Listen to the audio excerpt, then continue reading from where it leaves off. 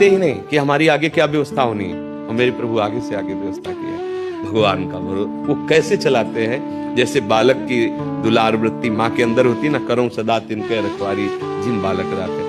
हम ये नहीं कह रहे कि हमारी कोई तपस्या देख के भगवान दीजिए, नहीं, वो केवल ये देखते हैं कि मेरे सिवा इसका कोई सहारा नहीं, आपका है इसलिए आप परेशान हो। यदि आप भगवत सहारे से हो जाओ तो सच्ची कहते हैं वो अखिल ब्रह्मांडों को बनाने के लिए किसी के सहयोग की जरूरत उसको नहीं पड़ी है।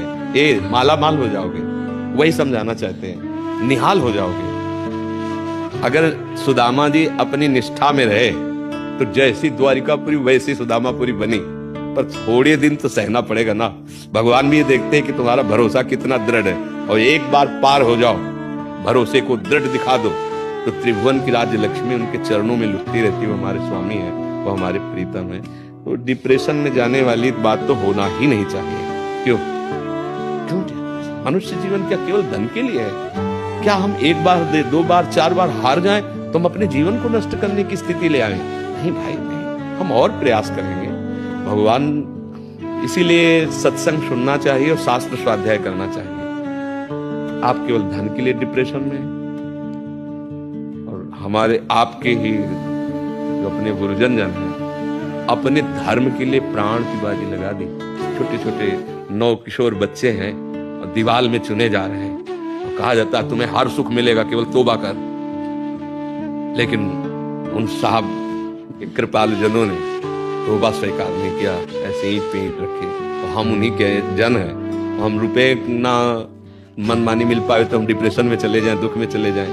तो मतलब अभी साहब से हमारा परिचय नहीं, अभी प्रभु से परिचय नहीं। गर्दन कटवा दी धर्म के लिए, हम धन के लिए परेशान हैं। तो थोड़ा तो सुलझना पड़ेगा, तभी बात बनेगी।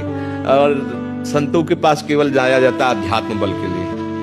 अध्यात्म बल है तो तुम जीत गए, ये लौकिक बल कोई बल नहीं है, अध्यात्म बल ही बल है। इसलिए नाम जप करो, भगवद आश्रित रहो, और कर्म करते हुए अगर हार हो रही है तो चिंता मत करो। एक बार होगी, 2 बार होगी, तीसरी बार हम सफल हो ही जाएंगे, क्योंकि हम प्रयासरत हैं। तो भगवान हमारे साथ है, सफलता हो ही जाएगी।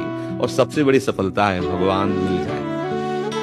शरीर छूटे फिर नए जन्म मिले, फिर वही पढ़ाई लिखाई शुरू, फिर वही नौकरी पेशा, फिर मर गए, फिर वही ये कब तक चलता रहेगा? एक बार स्थायी जगह तो पहुंचे।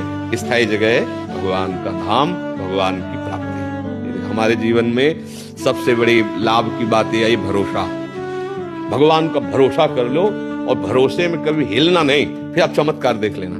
साधना एक तरफ होती है, भरोसा एक तरफ होता है। अम्बरीश जी को भगवान का भरोसा, दुर्वासा जी के पास तपस्या है, भागना पड़ा तपस्वी दुर्वासा।